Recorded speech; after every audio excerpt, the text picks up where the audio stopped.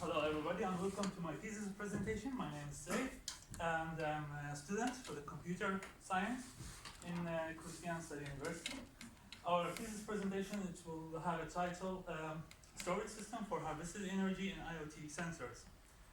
This thesis will be contained on an introduction and methods, results, and then we have to design, and then we have an experiment, some comparison will be there, and we will have a conclusion and then further work on what can be done in the future. This project has been made in a company called Sensitive. Sensitive is a company placed in Sweden. Lund, Sweden. The main field for this company is manufacturing strip sensors. Those are the strip sensors.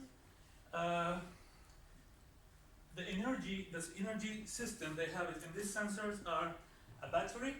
As you can see it here, it has a 3 volts battery with 480 milliamps per hour. And theoretically, this battery can hold the sensor live for 10 years. So, our task in the company is we assume that we have a solar cell that with a charger can feed our energy system with 0.2 milliamps, and what we will work on here is the energy storage, and we will have a power distribution. We will have a microcontroller that the operational voltage for the microcontroller is 1.8 volts, and it consumes 5 milliamp during the 5 milliseconds, and the period for that every 1 second. The second one we have is the second load we have is the RF, the radio, is 2.5 volts, and it consumes 50 milliamps, and it's during 50 milliseconds, and this operation happens every 30 minutes. So our work we will convert the energy system here to this energy system later on.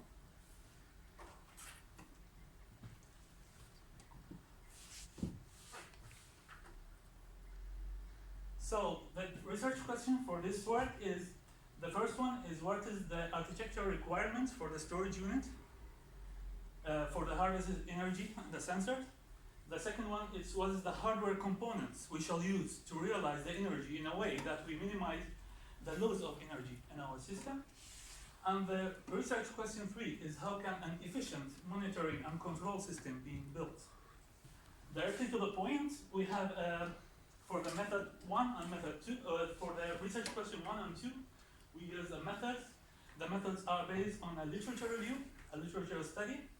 The first one is about our storage unit. So we make wide research on the internet, scientific articles, and on the internet as well. We have many storage units here. The normal battery you can see from Sensitive, and we have a rechargeable battery and supercapacitor. Our search and comparison are based on many factors, but there is the main factors, the most important factors was recharge cycles, which are in a rechargeable battery is 500, but in the supercapacitor is 500,000. Recharging cycles, that means how many times we can deeply charge and discharge our unit storage, our storage unit. For the environment, of course, we do care about the environment in our comparison. We see in the rechargeable, as you know, in the batteries, they have the lithium. The lithium is a chemical element, which is specified as a danger element that can explode by heating or have a hazard by heating. As you can see here, in the backside of the battery from sensitive, there is a warning, fire, exclusions, and self-burn hazards. So they hurt the environment. For the supercapacitor, there is no chemical elements, so it's environment friendly. The power density, for the power density we have to consider as well in our comparison. Because of the company, they do care about how long time it takes to charge our wireless sensor. So in the rechargeable battery, it's low, but in the supercapacitor, it's high. It's high, that means it's faster to charge than the rechargeable battery. The second one is about the components.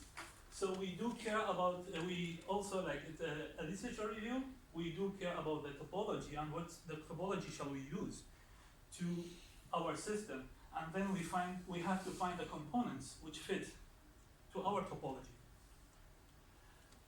The method for the third research question, we use an experiment. The experiment has been made in the company Sensitive. First of all, we build and test the prototype components, and then we create and develop a software.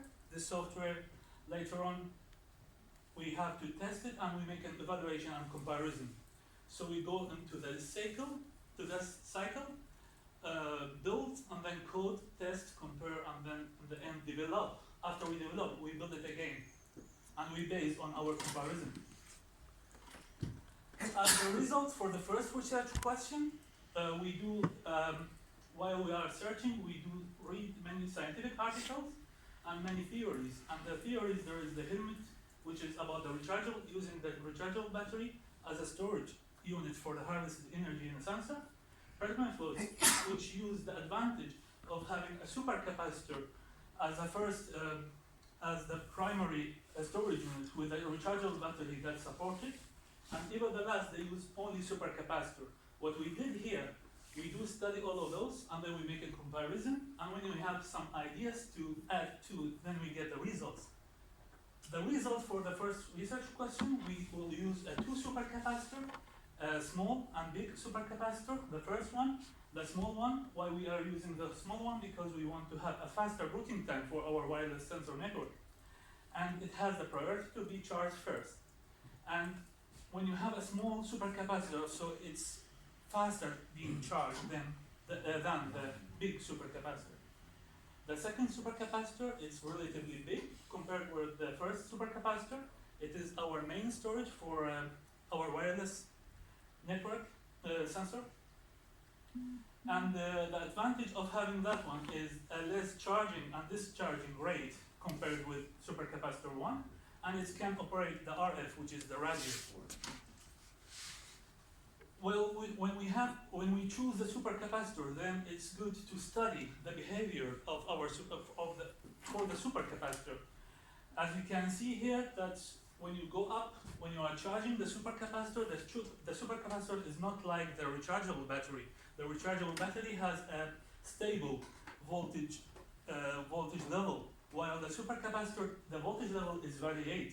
So what we do divide the supercapacitor to 5 main areas, and we do our calculation to each area to conclude the energy by this equation. The mathematical calculations, more extended, are included in our index. Yes, when we are using the supercapacitor here, we have to stabilize the voltage.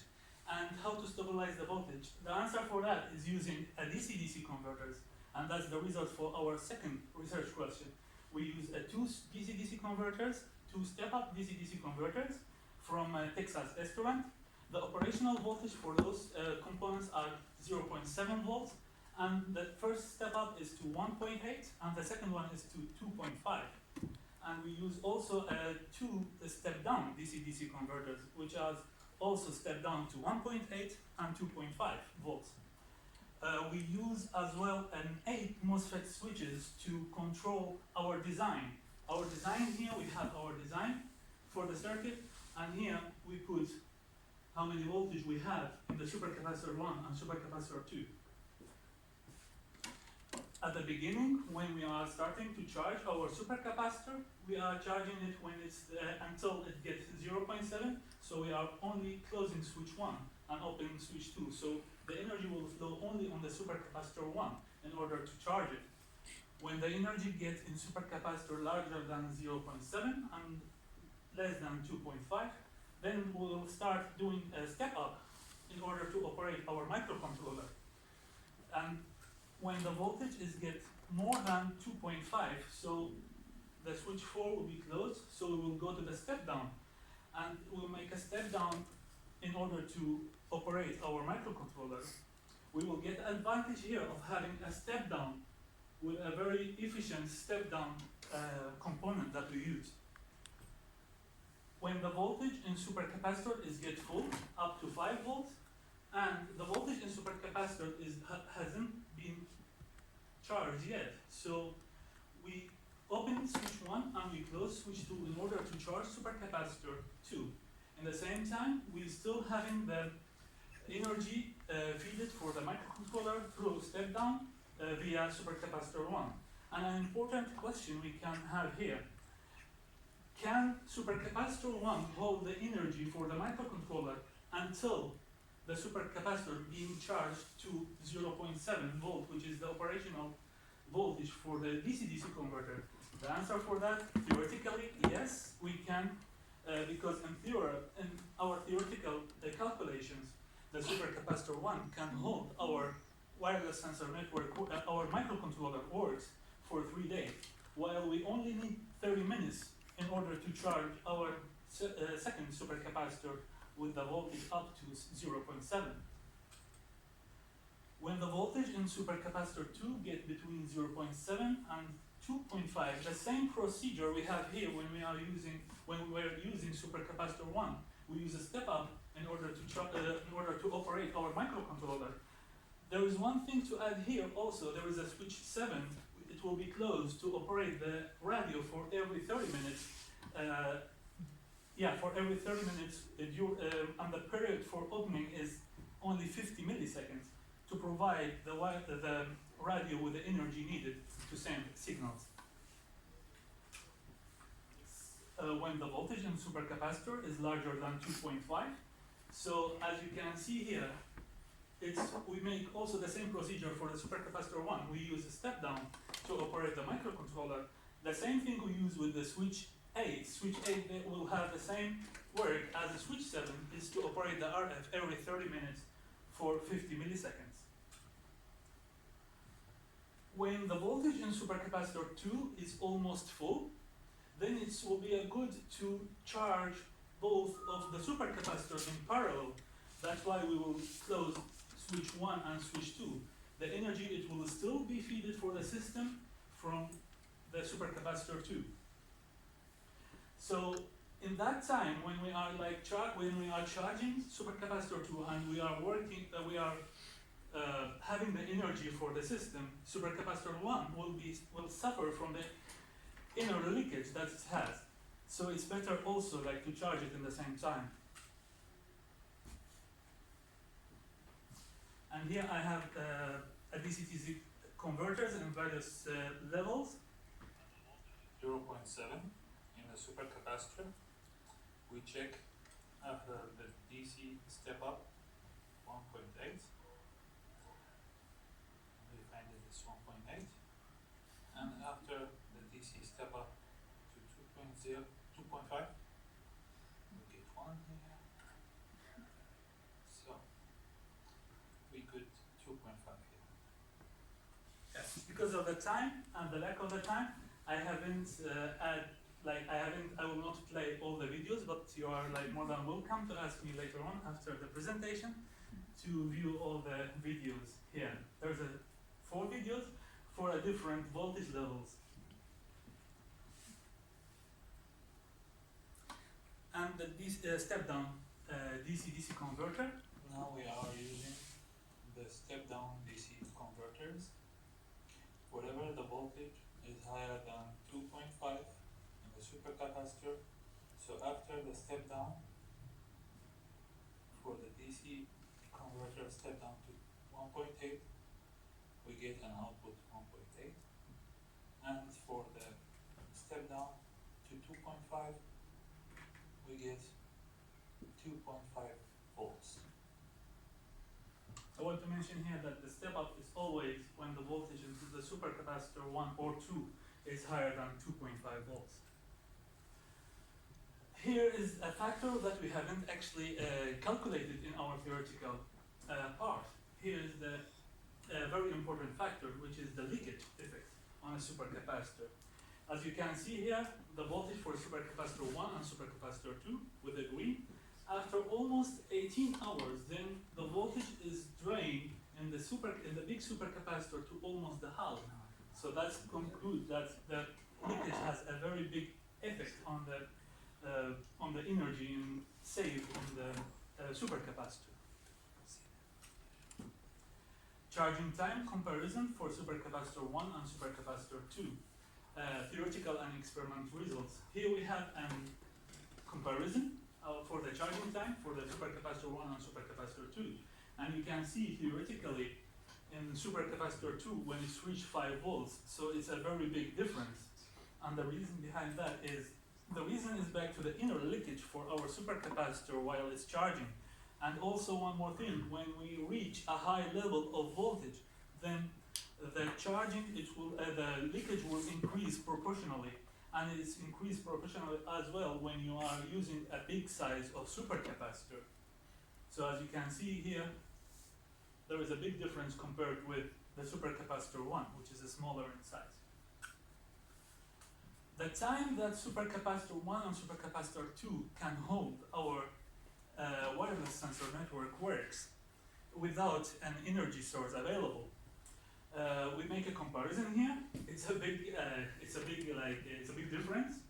In theory, we get our 2 supercapacitors can hold our wireless sensor network for 485 hours, which are almost 20 days. But actually, when we do our experiments, we get that both of them are holding our wireless network, which is the first load, our microcontroller, and the second one, our RF. And those two, you see it in the previous slide, we use them in theoretical calculations as well. And what we got here, that they can hold those 2 loads for only 25 hours. And here's a big question, why is that big difference between both of them?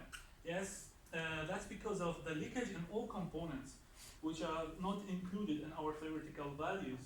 The biggest factor will be the inner leakage for our supercapacitors that we were using, and there is a leakage also in the switches and also in the DC-DC converters. So there is an internal leakage in it.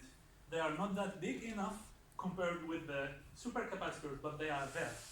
And also there is an efficiency while we are doing the step up and the step down operational. And the operational voltage, because of the voltage from 0.7, from 0 to 0.7 we cannot use because of the DC-DC converters.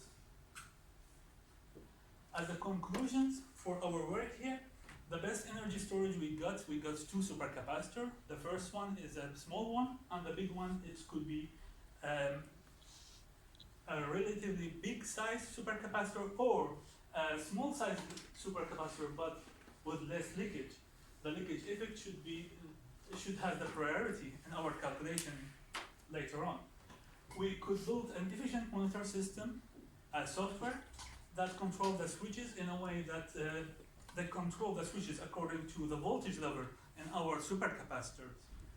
We need energy source for 7.5 hours. We conclude that to full charge the energy buffers we have in our sensor in order to have them in order to run our sensor for 24 hours for 1 day. The fourth one is we are supposing that the supercapacitor 2 will get a fully charge and discharge 4 times per day. So theoretically, with getting the advantage of having a 500,000 times charging and discharging cycles, so we can have an energy for our sensors for more than 300 years. More investigation needs to be done in this field.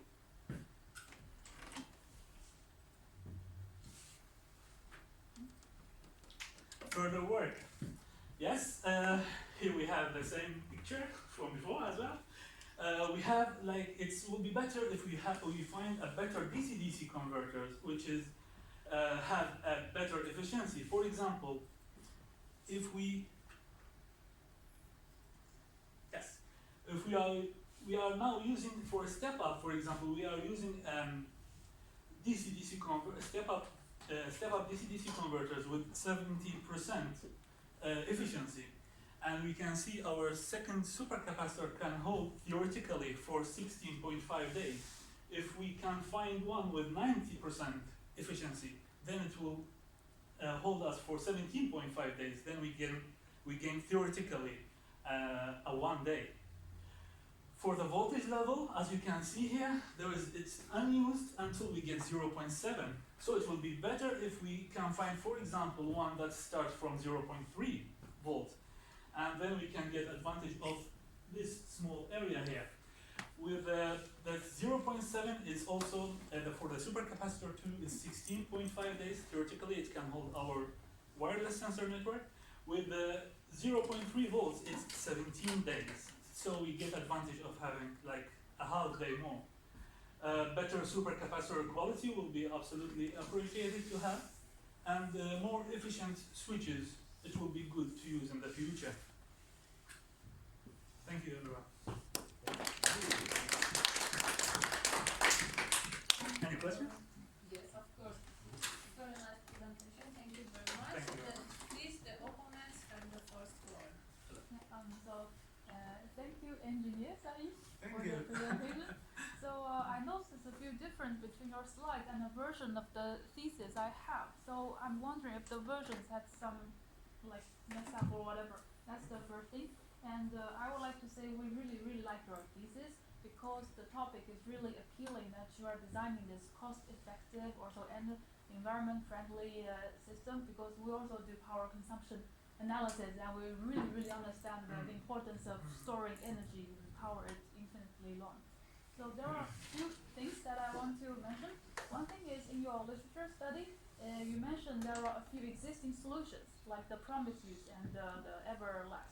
And according to what you wrote, they sound like pretty cool solutions already. So for the reader like me, I'm really interested in knowing, for example, the essential difference or your improvement that you did on top of their design. That's one thing.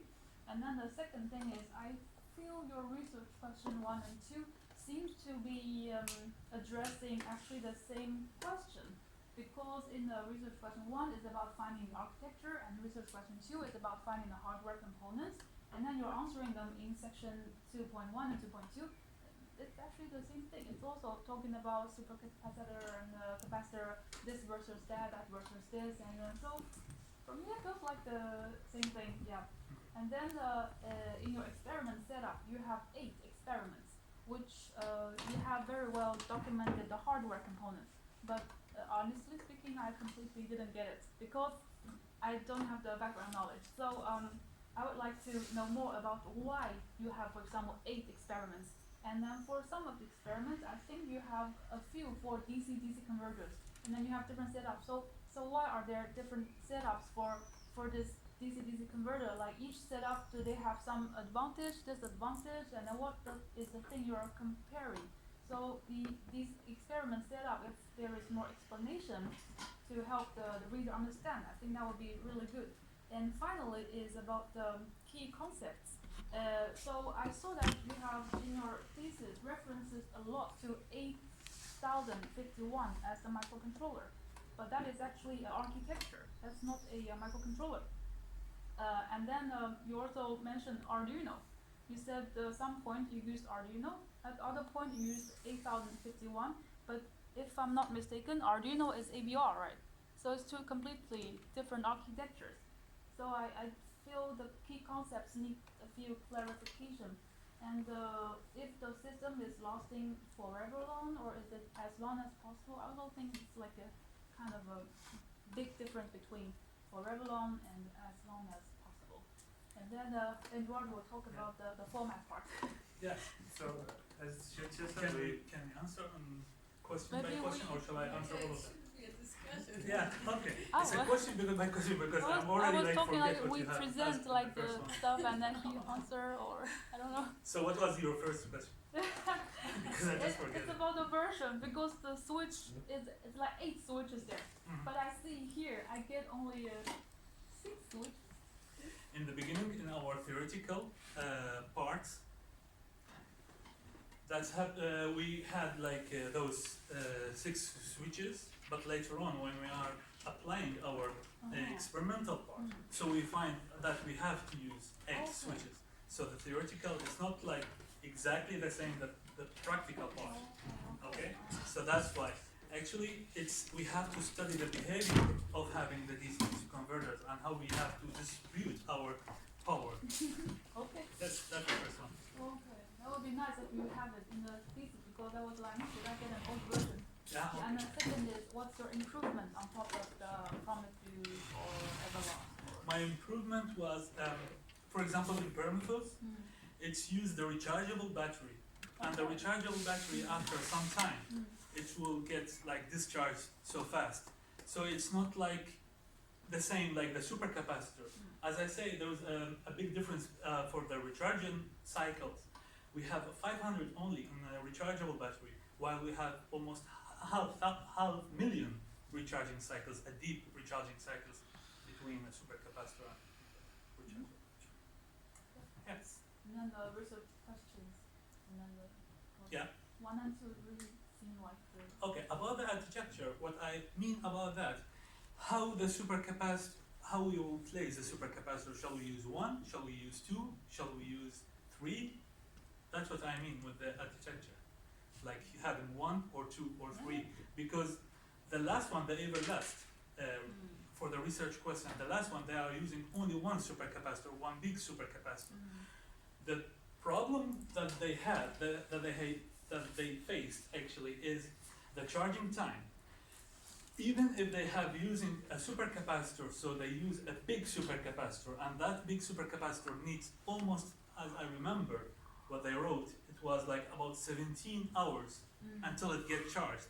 In our solution, we need almost 100 seconds to charge up. But then it feels like it should be reverse order. Like first of all, you identify the component, and then it's like, how many do I need for this thing? Because I felt a bit weird. Like this first of all, decide on I should use supercapacitor instead of capacitor, and then the question is how many I should have. Or it feels more logical that. Yeah, actually, in the beginning, I haven't concluded my lecture. And that was actually the main problem that faced me. As you can see, there is a big difference between my results from my theoretical part and from my experiment part. And all of that because of the leakage. So I haven't included actually. Okay. Yeah. And then it's the experiment instead of like the age of them. I didn't get that part that much. Okay. Well, it's written in the beginning. That's what I have been using. And then I have add some schematic, so you can just look at them, and I do them according to the schematic. But there are a few for DC-DC converter, like 5 or 6 setups are for DC-DC converter. Yes. So Yes, because the first one is the step up to 1.8, the other one is to 2.5, and the other 2 is for the step down for 1 to 1.8, and the other one is 2. Okay, that would be nice if you have it somewhere, because I read it a couple of times and I didn't get what's the difference between these DCDs because I don't have your knowledge. Oh, Yeah. okay. Yeah. Okay. And then finally the 8051 and Arduino thing. Yes. 8051 is the one that they use in sensitive. It's this one that they use it. You seem to use it in your thesis because it says like everywhere. Yes. Yeah.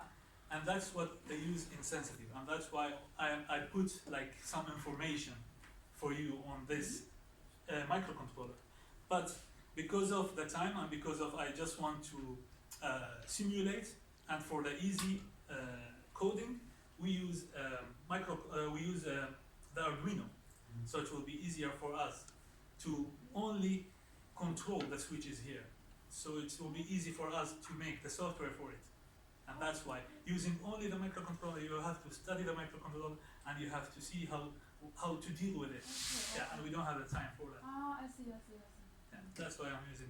Okay, This so, guy but here. that's an architecture. It's not the exact model of the microcontroller. Well, as for the microcontroller, I didn't make any investigation about that. The most important thing for me, how much it's consumed, and it's consumed. That's what I always think about. It's consumed 5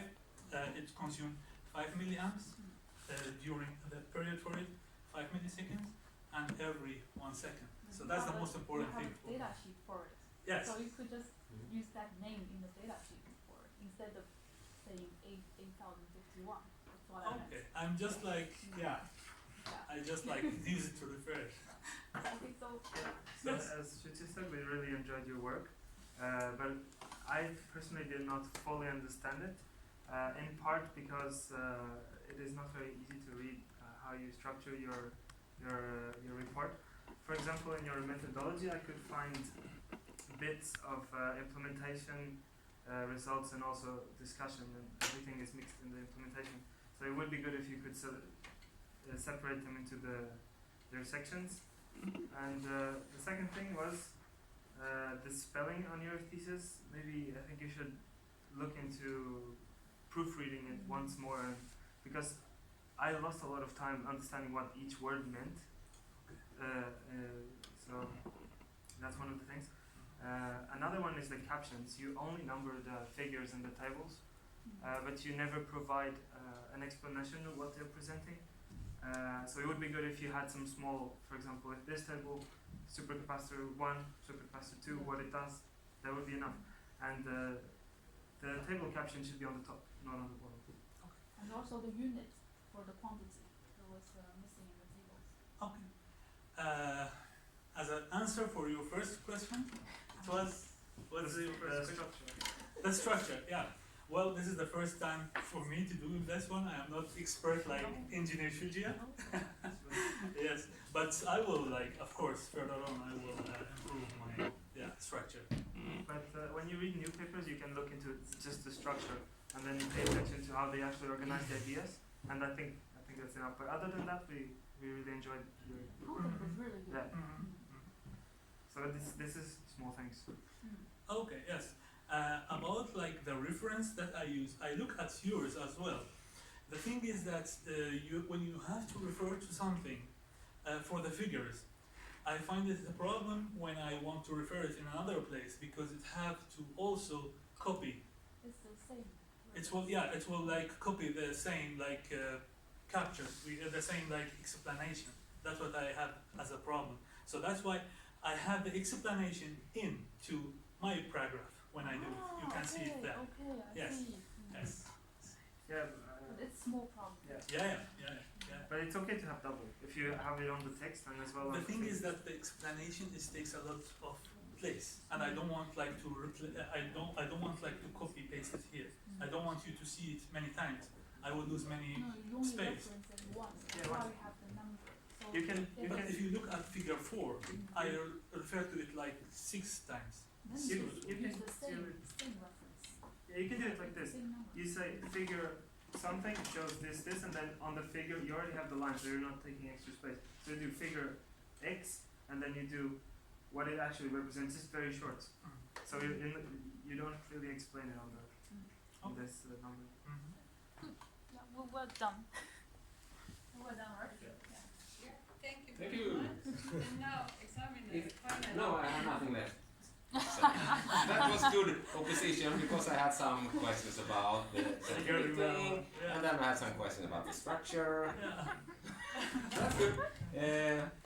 It's good to Thank say you. here that further on, Yeah. it's the So- work is still further Yes. on in that one, and I will have it next time. You will see it again. It's always difficult with a report, so you get always, I would say, another impression from the presentation. Yeah, It's nice to have some picture and an Yeah. overview. This is Yeah. very So important. very different. This one. It was very improved. Actually, yesterday I do the presentation of the company, and they give me many comments. We had 2 hours. So I have a few questions. So what did you learn about the experiments?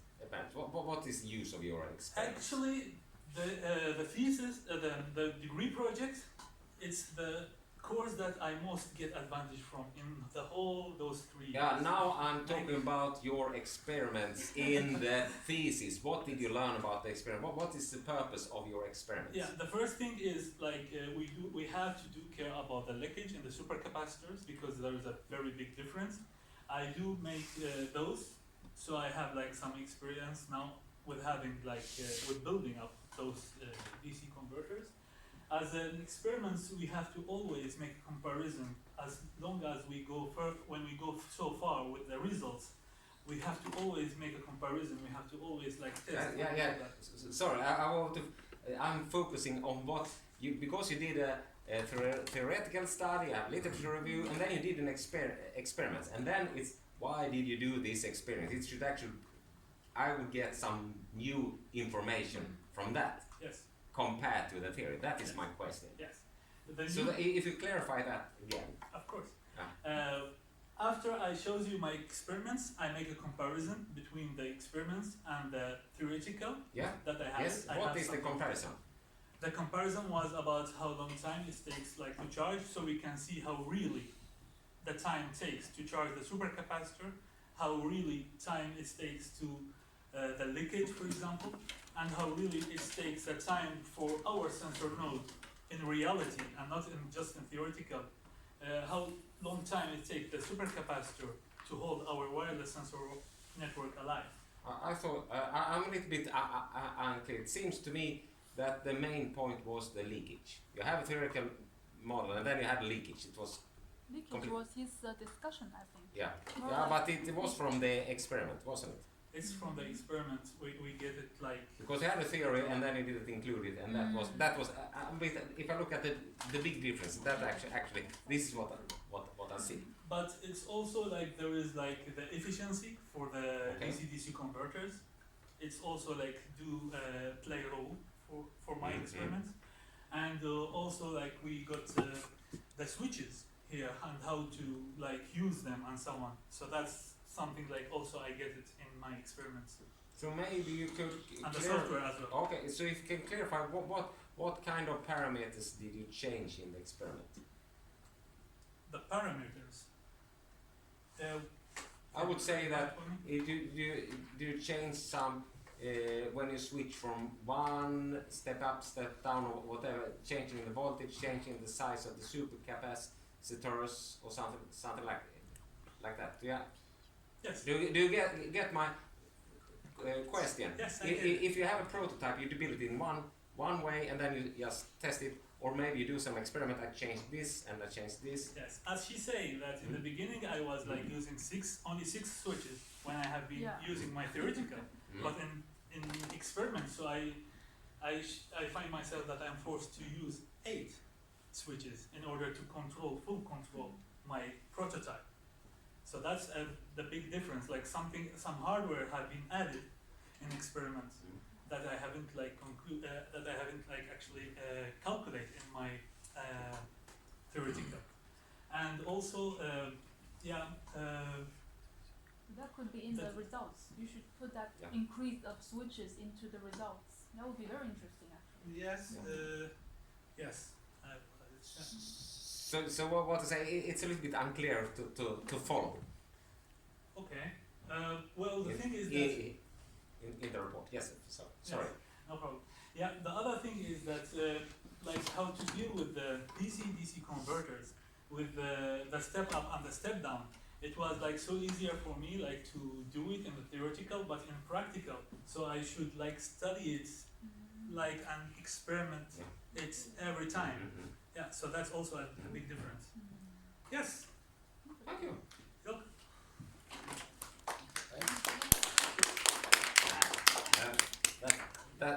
That's not. It's a lot of questions.